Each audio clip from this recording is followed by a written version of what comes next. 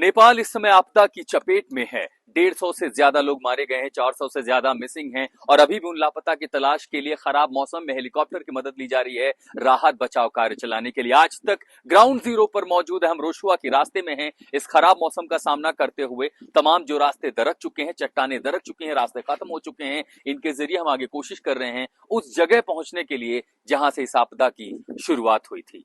तिब्बत के जिस इलाके से दरअसल ग्लेशियल आउटबर्स्ट हुआ है, क्या वो ग्लेशियल आउटबर्स्ट है या फिर रॉक आइस जिसे कहते हैं, इस तरह का एवलॉन्च है, अब तक इसके बारे में बहुत ज्यादा जानकारी नहीं आई। लेकिन सैटेलाइट तस्वीरें जो नेपाल से आई हैं सामने, उनमें पता चल रहा है कि वहां पर लेक फॉर्मेशन था और उसके बाद वो सैलाब में तब्दील हुआ है। लेकिन ऐसे में पूरी संभावना और डर दरअसल अब नेपाल को यह लग रहा है कि अगर वहां पर कोई हिस्सा छोटा भी लेक फॉर्मेशन और है, बरसात हो रही है, कहीं वो और खिसक के नीचे आए, इसलिए चेतावनी दी गई है कि जितना भी वो पूरा प्रवाह है रोशुआ से लेकर के आगे वैली तक और उसके बाद नीचे भारत से लगती सीमाओं तक, कि उन पर नदियों के किनारे जो रहने वाले लोग हैं उनको खाली करा दिया गया है, वो उनको वहां से निकाल दिया गया है ताकि वो सुरक्षित ठिकानों पर चले जाए, ताकि ऐसी घटना की पुनरावृत्ति ना हो। क्योंकि जब तक पूरा सर्च ऑपरेशन पूरा नहीं होता और ये ना देख लिया जाए कि चीन से लेकर के नेपाल की सीमा के बीच में कहीं इस तरह का ग्लेशियल फॉर्मेशन और तो नहीं है जहां पानी का स्टॉक अभी भी जमा हो या मलबा जमा हो और वैसे जगहों पर हो जो बेहद नाजुक हैं और वो टूट करके फिर से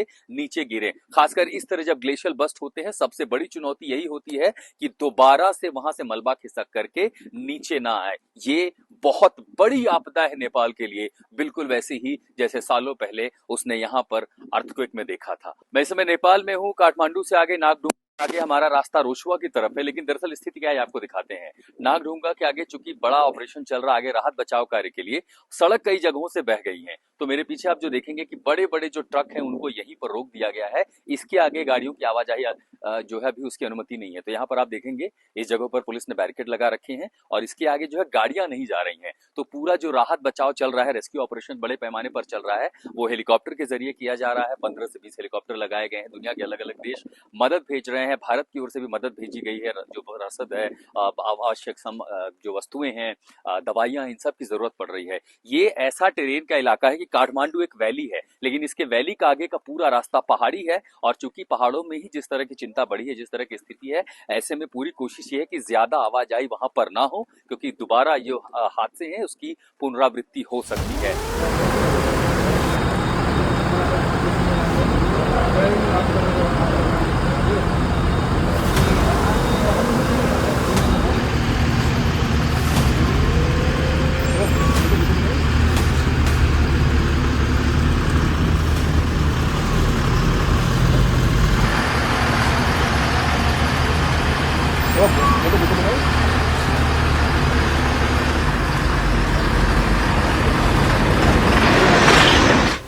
पुरै त्रिशुली आमा लाइभ लाइभ यो चाहिँ है गाइस, यस्तो लाइभ छ।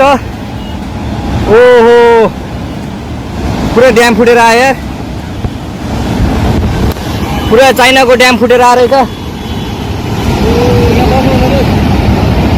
आमामामामामा ल, यहाँ हामीले अब ओहो यार, यो पुरै ड्याम फुटेर आएको, ड्याम फुटेर आएको। यो घर गयो यो, ल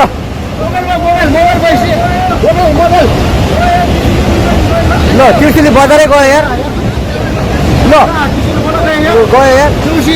ओ ए सिलास यता यता आऊ, यता आऊ, यता यता।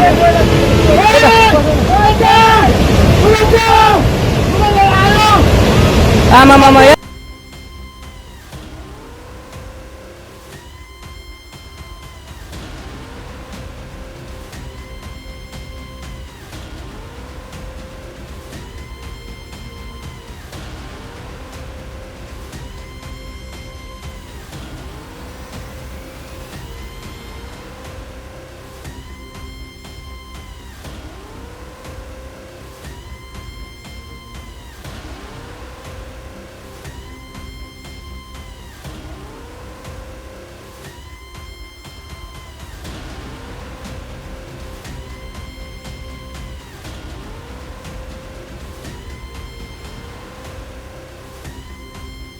रहेका छौं र हामीले दिवस बस्नेतको फेसबुक वालबाट यो फुटेज प्राप्त गरेका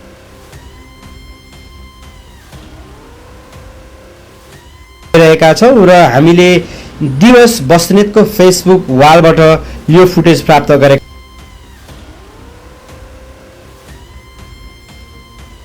रहेका छौँ र हामीले दिवस बस्नेतको फेसबुक वालबाट यो फुटेज प्राप्त गरेका